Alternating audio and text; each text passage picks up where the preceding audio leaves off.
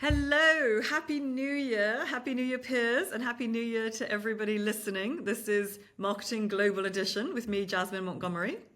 And me, Piers Gheiler. Yeah, Happy New Year. Did you have a good Christmas? Yes, thanks. We went to Canada this year to teach my son to ski. What about you? Oh, God. Well, I didn't go off to Whistler for something really posh like that, but it was great. Just really nice. Yeah, lovely. Thanks. Listen, what are we talking about today? So I thought we might kick off the new year by talking about the brands we think people should be watching in 2025. Okay. Well, I like a list. I like a list. Yeah, well, it's not just a list. It is our very brave predictions for the brands that we think are going to do exceptional things this year. Brave because we could get it so wrong. Yes, well, we probably will. But, we don't shy away from sticking our head above the parapet on Marketing Global Edition. No, and I think at the end of the year we should promise to look back and see if we were right or wrong. Okay, let's make that deal with our lovely listeners. Done. So what are we looking for? How are we going to choose the brands that we think are going to do really well this year? So I think it's about finding the brands that we feel are really poised to burst onto a broader stage, So we're not going to talk about the usual big kind of blue chip companies that are on the FTSE 100 or the Dow 100 or any of the top 100 brands by value. Yeah, okay, so we want to look beyond the really big brands, which, let's face it, are always like the big American blue chips. And we want to look at brands from all over the world, which should include emerging markets and those that feel poised to make that jump from like regional brands to exciting international brands that we're all going to hear more about, globally in the future. Yeah, so definitely part of our criteria is it's brands from emerging markets, not from the US or Europe. Okay. And today we were going to be really interested in brands that are from Asia, Africa, Middle East and South America. But not just brands that exist in one country. It needs to be more than that, yeah? Yeah, because I think if you look at, countries like China, India and Brazil that have huge sort of domestic audiences or consumer bases, it's relatively easy for a brand to be kind of big in China or big in India just through its domestic market alone. So we want brands that have transcended their domestic market, that are in at least a few other countries by and large. Okay, so brands that have transcended their country of origin and are in several countries at least. Yes, exactly. Okay, just want to be clear on that, right? Yes, exactly. Okay, got it. Okay, and so we're looking for brands that are poised to go big, maybe just need a little advice about their branding and marketing. So we're going to give away free advice on this podcast. No, not at all. You want our unsolicited advice? Well, no, I'm sure they don't, but we're going to give it to them anyway. Okay, so who's on the list then? All right, so I would like to start by nominating a brand that I think has absolutely tons of potential, but is really kind of in need of a refresh. So it is Africa's best kept secret, a sort of anonymous superhero, if you like, that really needs a refresh. So its powers have been kept under a cloak of darkness in the form of a really dated logo that's hiding a kind of a masterful product that is absolutely already changing the world for the better. Okay, that's a massive claim. I should say who is it, but I'm starting to think I might know who it is actually. Yes, you know it well. It's a brand called M-Pesa. Yeah. It is owned by Safaricom, the largest telecom in Kenya, but it goes way beyond Kenya. Yeah, they're fantastic. So, I do know about this brand, but tell us, how has it changed the world, Jasmine? So M-Pesa is a peer-to-peer money platform that helps you transfer money on mobile phones. So we're all using the technology that they pioneered. So when you send money from your phone to a friend's phone without needing a bank, you're using technology created by M-Pesa.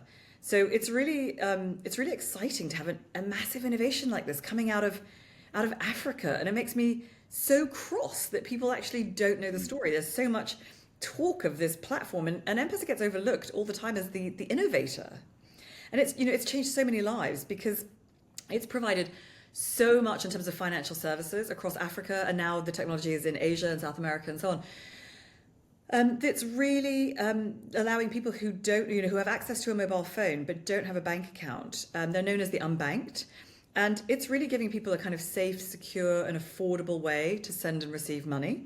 So to get, people get paid their salaries and they send remittances back to villages and stuff. And it's great technology for people in countries like Kenya, Indonesia, the Philippines, who send money back to their family in the village while they work in sort of urban centres or even abroad, Right. You talked about it coming from Safaricom. It was established in Kenya, but where is it now? So it is in Kenya, Tanzania, South Africa, Afghanistan, Lesotho, Democratic Republic of Congo, DRC. It's in Ghana, Mozambique, Egypt, Ethiopia. And it's interesting because Safaricom is now majority owned by Vodafone, who therefore own M-Pesa. So it has the potential to go all over the place. And what does it need to go beyond Africa, Jasmine?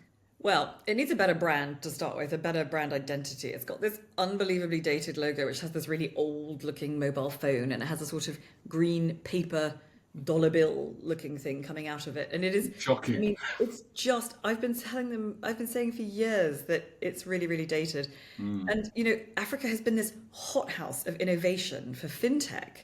And it has all these exciting payment brands, Palm Pay in Nigeria, Airtel Money, MTN Momo, and Orange Money, etc., that are really kind of taking over and I fear are going to eclipse M-Pesa if it's not careful. Now, there's huge market potential still for M-Pesa, absolutely massive. So the number of registered mobile money accounts in Africa has more than doubled in the past 5 years.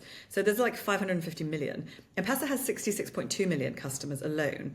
So I think its challenge is really one of demand creation, because there are still so many people across East Africa alone who are still unbanked, who have yet to take up any kind of service from anyone. So I think M-Pesa should be working much harder on the kind of international stage to tell its story as the leader in this field, because other brands are racing to overtake. But also there's a huge market still open to them of potential customers. Yes, and there's all sorts of other news coming out of Africa at the moment. Things like the rising blockchain, the entry of Starlink. Yeah, which is going to change a lot of stuff. I mean, it's fascinating how much Africa fintech is like, it's such a hub of innovation. But I still think that, one can get carried away with like blockchain and crypto and all sorts of exciting things. And I think the real story is still around how mobiles are changing lives in Africa.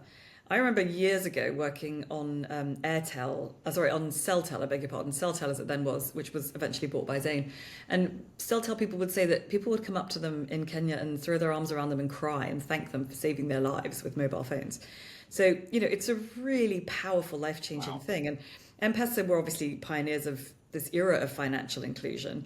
And there are an estimated, I think the World Bank estimates 360 million unbanked people still, and that's just in sub-Saharan Africa. So that's only 17% of the world's unbanked population, which is actually a total of 1.4 billion people who are unbanked. So, with the right leadership from Vodafone, from Safaricom, with world-class branding, which M-Pesa sorely lacks, but they've got such a vision, such a track record of delivery.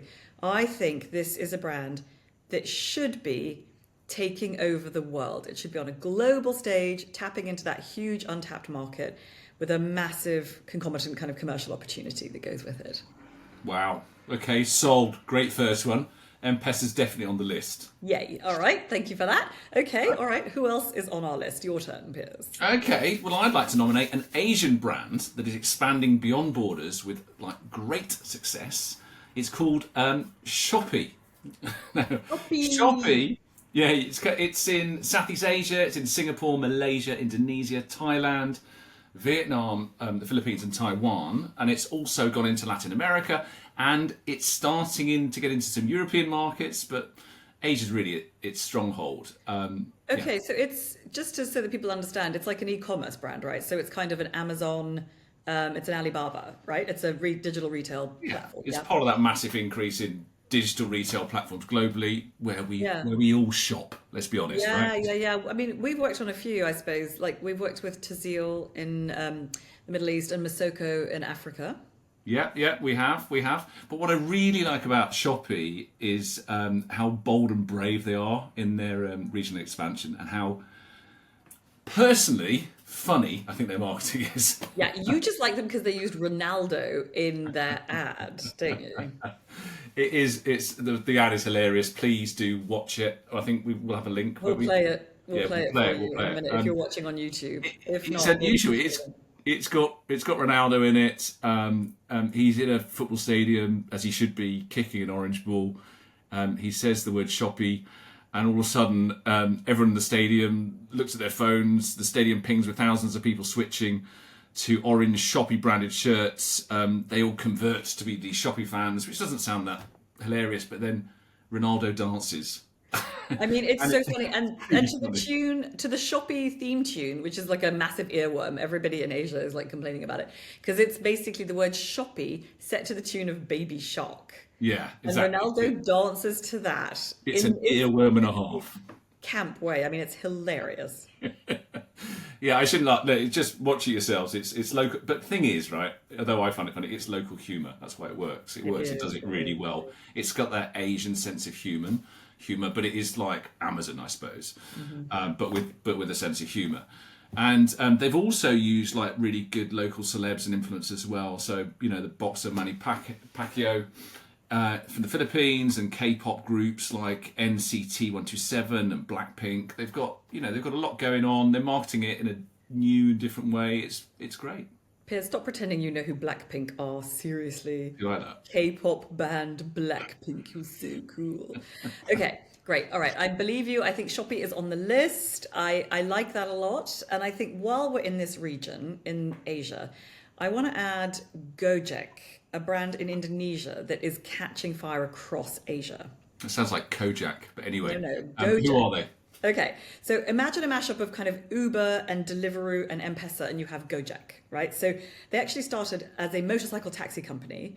So motorcycle taxis are everywhere in Indonesia because they're a really kind of affordable means of transport, and they can weave their way through terrible Jakarta traffic.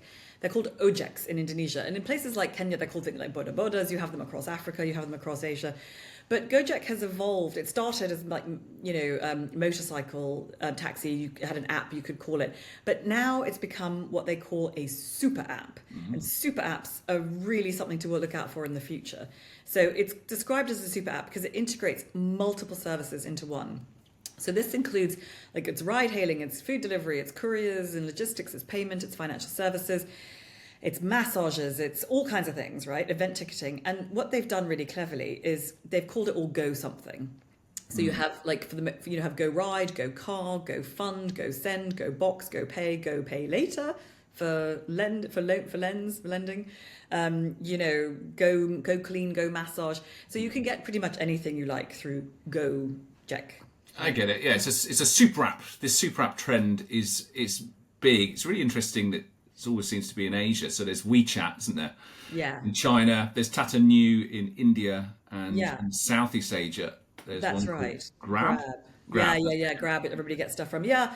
I mean, this idea of kind of an app for everything I don't think we have it as much in the West, but look out, here it comes. So it's kind of, it's really, I think it comes from their 𝐸𝐿's wonderfully kind of entrepreneurial big idea that nothing is beyond their reach. Their slogan is Pasti ada jalan, which is Indonesian for there's always a way. And I'm going to make this my personal slogan, Pasti ada jalan, because my personal slogan used to be, Piers, my old nursery school slogan in Indonesia, which was Sedikit menjadi bukit, which means little by little you climb the hill. But I'm going to change it to Pasti ada jalan. Nothing is impossible. There's always a way, because I really like that. You just picked Kojak. You picked 𝐸𝐿 to show off your Indonesian, didn't you? Well, maybe, but they are super cool. And among other things, they've done a great job with their brand architecture, as I was saying. So, from a brand point of view, they're terrific and they're taking over. And I predict that within 5 years, they will be owning that word go, not just in Southeast Asia, but actually across Asia, potentially beyond. For everything, we'll be getting everything from Go something or other. Okay, all right. Well, I want to take us to a totally different part of the world and ground us in something that is not a digital play for once. In fact, it's quite the opposite. Ooh, interesting. Okay, well, that is very intriguing. But before we do that, we're just going to take a very quick break. Back in a second. Marketing Global Edition is sponsored by 𝐒𝐴𝐧�00, the ad generator for small businesses that serves you effective and affordable ads in seconds. And by 7 Brands, the international advertising and branding agency that has worked with clients around the world from Coca-Cola to Facebook. Okay, we are back and talking about the 7 brands that we think are brands to watch in 2025. So far we have M-Pesa, Shopee, Gojek on the list, and Piers was about to take us in a whole new direction. So hit me with it. All right. Saudi Arabia. Well, but what brand in Saudi? No, not brand in Saudi. Saudi Arabia. Saudi, the tourism brand. The brand you see advertised in Saudi Arabia is a travel destination. On the side of a bus, you go to Heathrow, it's all over T5, or they using influencers on Instagram. They are doing a lot, and they're doing it really well, and they are building a destination brand for the future. Yeah, it is so interesting to see what they are doing. They're really radically repositioning the country. So, and I think, lifting the veil, if you like, on what has hitherto seemed like a really kind of secret place for many people, but it's really opening up. It is. I mean, you and I have been there quite a few times for work, and we know how lovely, warm and welcoming people really are. But they've been leveraging some of that mystique in their marketing. Their slogan is, Saudi Arabia, visit the untold. And for many, it really is an undiscovered country. Well, for a lot of people, it really is an undiscovered country. It's one of the few left. Yeah, there aren't many left. That's so true. It's causing loads of excitement amongst travel influencers and bloggers who are all fighting to tell new stories because they've sort of been everywhere. There's so many of them now. And it really is an opportunity. I think people are getting a bit bored of seeing things like Giraffe Manor and having their picture taken with a giraffe while eating their breakfast, that big tongue. Or Angkor Wat amidst overgrown temples. This stuff's overdone. Now We need listen, something new. Guylar, don't you dare criticise Giraffe Manor. Having breakfast with a giraffe was one of my favourite life experiences, and I can't wait to take my son to try it. I adore the place. You can have your giraffes anyway. But it is exciting to see all that Saudi has to offer, and I really think that we're going to start to see it tip very soon. And it's going to be all over our feeds, and we're going to see so many amazing shots of places we haven't seen before. I mean, some of the deserts of Saudi. Yeah, but I think it's not just desert shots. Look at the ad campaign; it's beautiful. Yeah, but it's not just desert shots. It's adventures, it's incredible futuristic architecture, eco resorts, gorgeous spas. Yeah, we're going to do a whole podcast on Neom, the city in the desert that's being created in Saudi, as it deserves its own. It needs a whole, incredible. Definitely. Okay, well, while we're on the subject of Middle Eastern real estate, I beg your pardon, I want to put 𝐸MA on the list. Okay, well, we have to have a full disclosure that they are a client of ours. Yes, indeed. And we will not be saying anything that is not already publicly available information. But I want to put them on the list because I think, true to their slogan of shaping the future, they are really creating the spaces, places, cities of the future. And they're expanding into countries, over 15 countries. So places like Saudi Arabia, into Egypt, India, Turkey, Pakistan. So not just Dubai that they built, but... Yeah, for people who don't really know or care that much about real estate, but love brands and they're listening, they built the Burj Khalifa, they built the Mall of Dubai, and they basically shaped the modern skyline of Dubai, to be honest. Yeah, and they are talking about some really exciting plans for the future. So they're talking about... There was talk of building a new tower, which was going to be the tallest building, was going to eclipse Burj Khalifa, now maybe just one of the tallest buildings in the world. But I think that real estate is moving, it's changing. It's not just about being the tallest tower anymore. I think it's about having the most exciting vision of the world, which is going to be increasingly dominated by technology, with smart cities changing how we live and work, and sustainability, being at the center of everything and changing how everything operates within a city. And there are some just incredibly innovative real estate companies out there. Neom that you mentioned, Red Sea Development in Saudi, have incredible visions for the future. But I feel safe putting 𝐸MA on the list as, Mohammed Al-Abar, their CEO, has just such an incredible record of delivering visionary new things for the world. So I'm putting 𝐸MA on the list because I think we're going to hear more about them this year because of my belief in him. Okay, fine. All right. That's a great one. Let's go on to the next one. So we haven't had a brand from South America yet. Is there anything interesting you would like to tell us about, Jasmine? Oh, of course, there are so many. I mean, it's really interesting that, God forbid we overlook South America. Corona beer from Mexico, Central America, beg your pardon, is now on the list of the top 100 brands. I think that's very exciting for it. Maybe we'll do a podcast on Corona beer one day. But, I think there are some really exciting up and coming brands like, Nubank in Brazil and Falabella in Chile, among others. But the one I really love is Natura. And I genuinely actually haven't heard of that, Jasmine, so please do tell me more. No, but I bet you've heard of Avon and The Body Shop and Aesop, right? I have indeed. Yeah, well, Natura Company actually owns them all. They have been on an acquisition trail, buying up luxury beauty brands, and they've got their own beauty brand called Natura.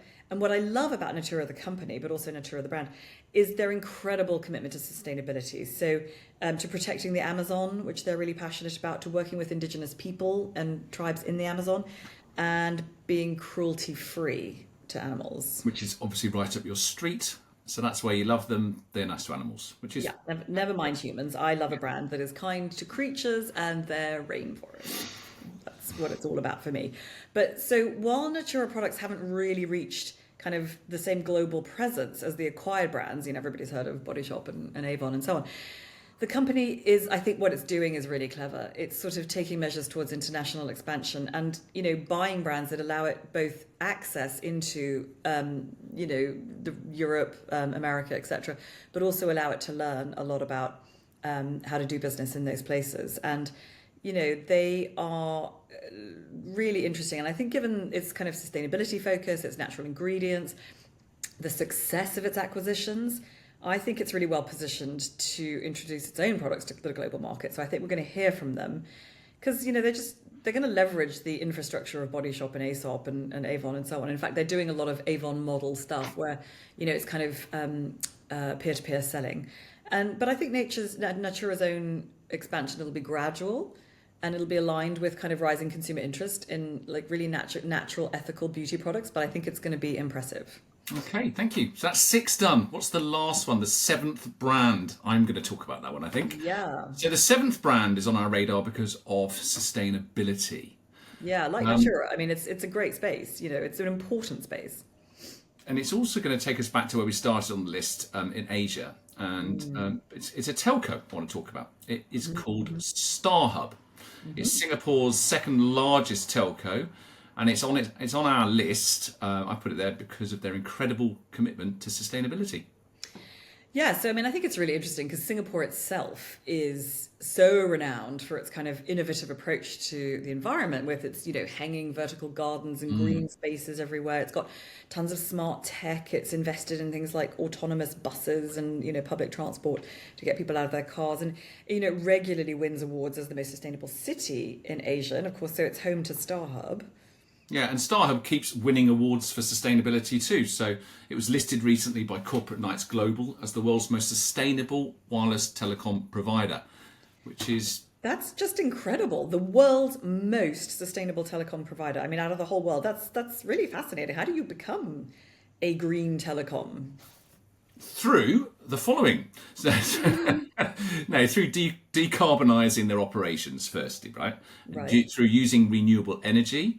But sustainability nowadays is much more than just the environment. It's also about good practices. It's about sustainability. It's about transparency. It's about safety for staff, safety for customers, investment in the community, investment in good practices, good supplier chains. And StarHub's doing it all really well. And I think it's a huge differentiator for them. I think a lot of tech and telco companies will be looking at them this year as an example of how to actually differentiate by doing good and for once communicating it. People are too scared to do this. But they do it well, but they're worried about it. And I think these guys are actually doing it. Yeah, that's super interesting. Okay, so that is our list, Piers. So we've got M-Pesa driving financial inclusion in Africa. We've got Emaar building cities of the future. We've got Saudi Arabia and the destination brand to watch in 2025. Shopee and Gojek in Asia transforming kind of how we shop and how we consume stuff. Natura showing us that luxury and passion for the environment can sell beauty, and StarHub in Singapore differentiating through sustainability. All right. So I promised to revisit this list with you at the end of the year and see if we were right on how great these brands were and if they really did do amazing things, which I hope and predict they will. Well, we've got a year to distract people, Piers, from the fact that we've made these predictions, but we will come back and check in December. We promise to do that. Okay, well, that's all for today. Thank you so much for being with us. See you next week, same time, same place. Bye for now. Bye-bye.